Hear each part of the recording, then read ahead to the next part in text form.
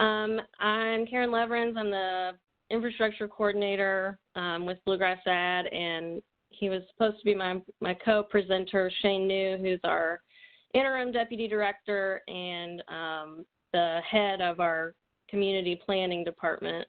So area development districts, there's 15 of us. We were created by or set up in the early 70s in order to comply with federal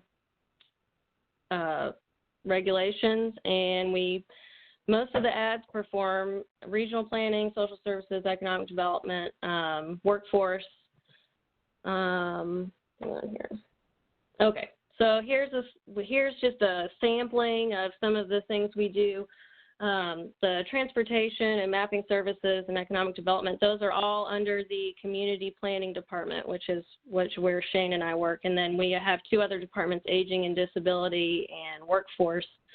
And the three of these departments kind of work together to really help our elected officials accomplish the goals that they want to do, but also to help make the communities that we serve more livable, because you can't have livable communities unless you have jobs for people to go to and a skilled workforce and taking care of your aging population. But to have all that, you have to have people that want to come live in your community.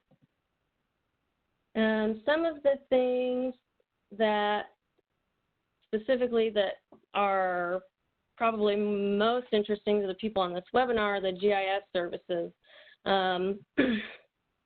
We do a lot, so the ads do a lot to help with our utilities. Within the Bluegrass ad, we serve the 17 counties in central Kentucky, and so that between water and sewer, that's about 80 plus utilities. We help them, do a lot of mapping of water and sewer lines and attributes, put together interactive web mapping. I think that's on another slide, a sample of that. And Shane was supposed to talk about this because I'm not a GIS person and I don't do technology well. So if you have other questions about GIS services, please feel free to email Shane after the webinar, and I'm sure he can answer more effectively than me. So here's an example of our interactive web mapping. I think this is just a screenshot. And then for me, this is really where I come in. The ad planners can help our systems collect data, develop projects, identify places where they might need to do projects, unserved areas, develop a funding package for them to apply for, and then help them apply for that in order to get this project completed. And a lot more stuff that I'm probably forgetting right off the top of my head.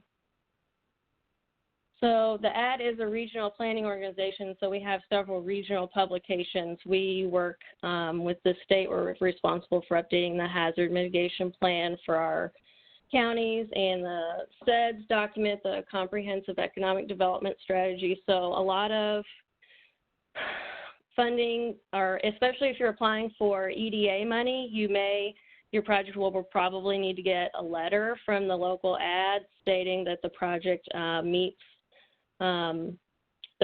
fits into the priorities of the SEDS document, and ads are responsible for maintaining and updating and writing that document. And then most ads will also have a comprehensive land use planner. And our land use planner is out and about. We've hardly ever see her because she's helping our planning commissions make sure that they follow all the rules and regulations and reviewing stuff. And then sometimes if a community can't afford to have their own land use planner, they can just contract directly with ads, and we loan our land use planner out to them for a reduced cost so that they can have land use planning without having to pay a full salary and benefits and things like that. And the last publication is the Water and Sewer Rate Book. I put this together every year, so it's composed of water and sewer rates for all of our utilities, and then it also includes some utilities that are outside of our 17-county region, but they serve customers that cross county lines, or we have utilities that serve, areas that are outside of our district. It also includes tax rates, solid waste charges, census data.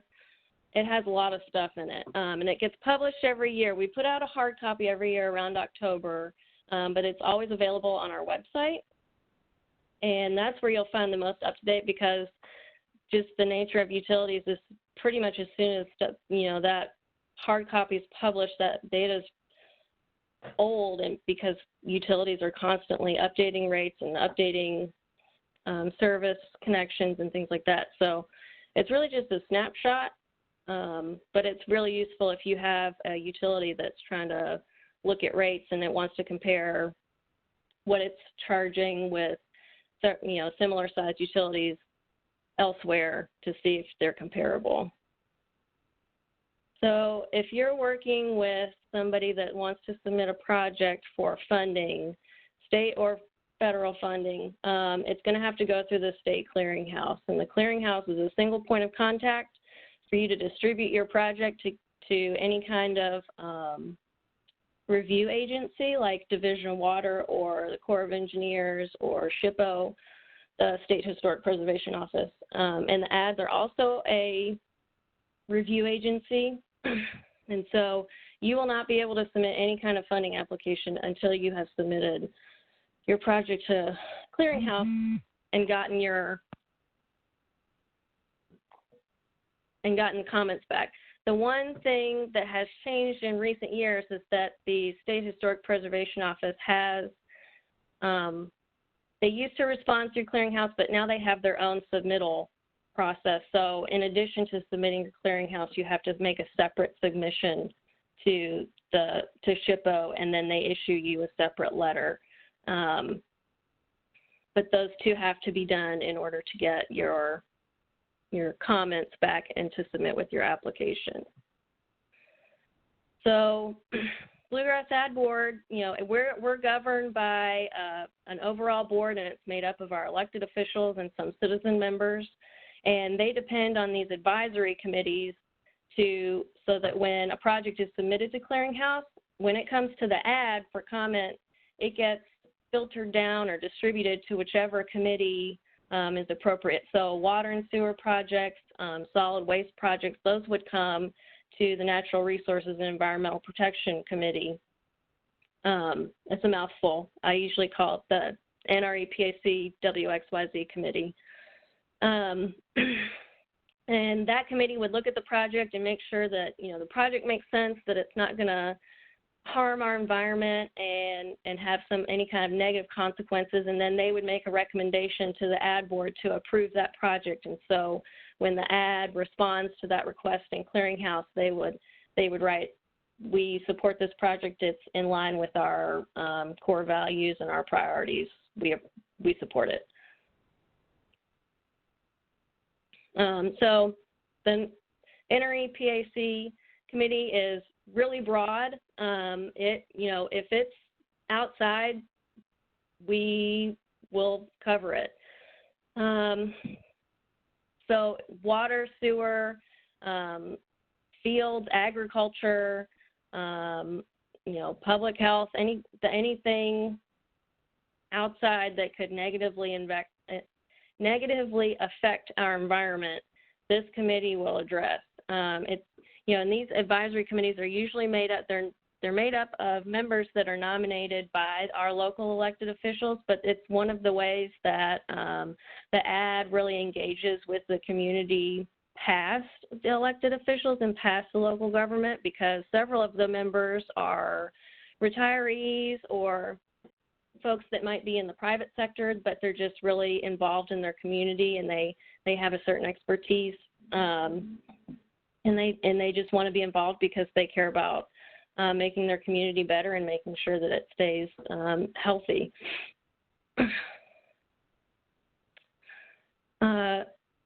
So Kim referenced the KIA earlier, so the Kentucky Infrastructure Authority is the state agency that with Division of Water, they facilitate the state revolving fund program.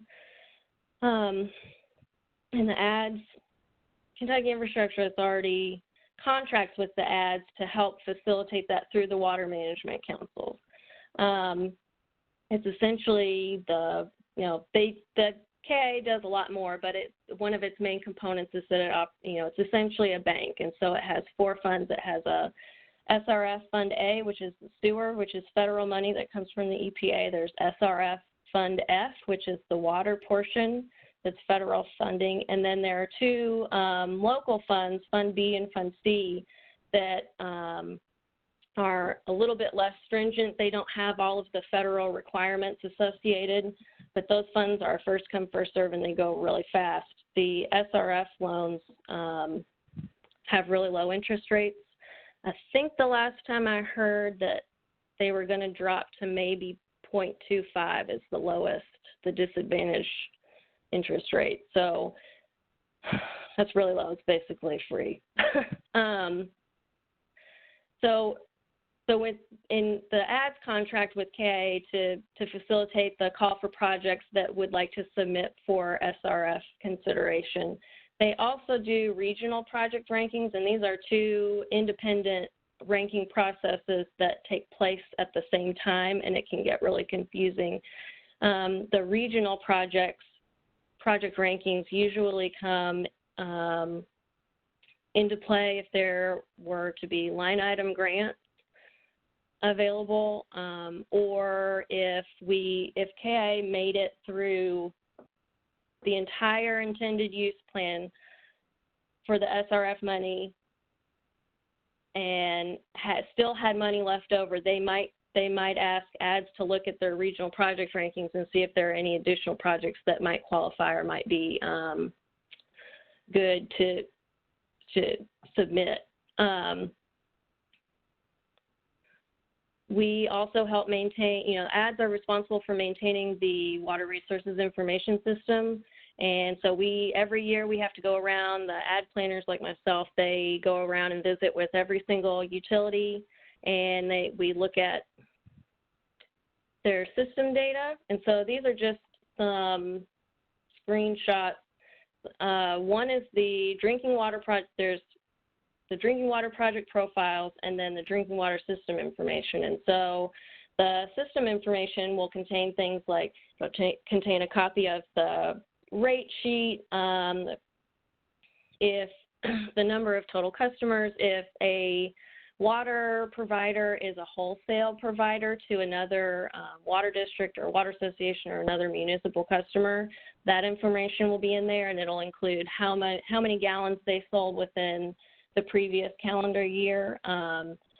It'll have the customer breakdown by type, customer breakdown by county. I know Evan has, or Steve has spent a lot of time in the WRS looking at water loss, which is really kind of how we discovered each other's organizations. So it's used by a lot of people. The project profile, so if you want to submit a project for funding and you want to submit, you have to submit it to Clearinghouse. Clearinghouse will automatically populate based on this project profile. You'll put in this project number, this WX2005007. You would be able to select that number within Clearinghouse, and it would automatically populate all the information that you would otherwise have to type in by hand. And that's been really helpful. One of the things that we've been doing at Bluegrass AD, I don't know if other ADs have started doing this or not, is convening all of our sanitation districts, with Division of Water really wanting to crack down on all of these failing package plants that are being abandoned throughout the state. One of the strategies to tackle that is the creation of these sanitation districts for counties, and that, similar to what exactly what happened with Kim, the Lincoln County project that Kim referenced earlier. So within the Bluegrass AD, I think we have 6 or 7 sanitation districts, all in various states of development. We have one that's been around for over 10 years, and we have one that still hasn't even done its inaugural project. They're still in the project development phase, and then we have lots that are in between. So being able to bring those sanitation districts together just to talk with each other and bounce ideas and, you know, cautionary tales, don't do this, make sure you do this, has been really helpful in the younger districts avoiding a lot of problems because of the wisdom gleaned by those who came before them. And then if you want to start a sanitation district, I think that my #1 tip is make sure it's formed under the KRS listed here, so that way you won't fall under the PSC regulation, and you'll be able to operate a little bit more freely. And then this slide, I asked my sanitation district members the last time we all got together what were some hot tips or best lessons learned. Excuse me. And obviously I think that the best one is to utilize ads for support and grant admin. But being flexible is if I had to sum all of it up into one phrase, I would say be flexible is probably the best advice. And then again, we were really proud to be a part of the Lincoln County Phase 1 project, and I think that Kim did a great job summarizing that project. And I think it is a perfect example of all the partners and how we all had to come together. And I do want to note one more. The Phase 1 project also had $1 million in CDBG funding, and the Phase 2 project is finally funded, and we're in the process of getting easements, but it has KIA, SRF loan, ARC, and CDBG to pay for Phase 2. But one last thing I would like to say is that this project, the city of Houstonville was one of 2 within the Bluegrass Ad District that did not have public sewer at all. Everybody was on septic or straight pipe, and that other city was the city of Bergen in Mercer County, which also was able to get a lot of grant assistance through CDBG and KIA and RD and ARC, or maybe not ARC, but they got a lot of assistance, and so Bergen is also finally sewered, and we're really proud of those accomplishments. And then the other one, and I don't know if you've been in the game for a while and you're familiar with mobile homes, you are familiar with the Georgetown Scott County mobile home debacle that's been around for well over 10 years. It's been on the books for so long, and it's actually several mobile home parks that can house up, approximately 500 mobile homes. There are 2 package plants. One of them is not even functioning, so there's a single package plant covering 500 mobile homes. So we had to, the mobile home park owners were finally ready to sit down and were serious about getting out of the sewer business. And so one of the things we did have to do in order to qualify for that disadvantaged interest rate from KIA was an LMI survey, an income survey. Well, part of the problem was that the mobile home park is home to large Spanish-speaking community, and so there's a certain degree of distrust, and so we had to work with the local immigrant outreach group to get out, and they were wonderful, and they actually translated the survey into Spanish for us, and it was right when it was supposed to be back to school time, and so they were already out there making sure that those families had the necessary school supplies and getting their doctor's appointments and things like that, so they were able to do the LMI survey for us. So when you're doing projects that, it's important not to just think about the main, your ads and RCAP and things like that. You need to think locally about if there's any groups locally that you might be able to partner with that could get you into those communities that would help further your goals.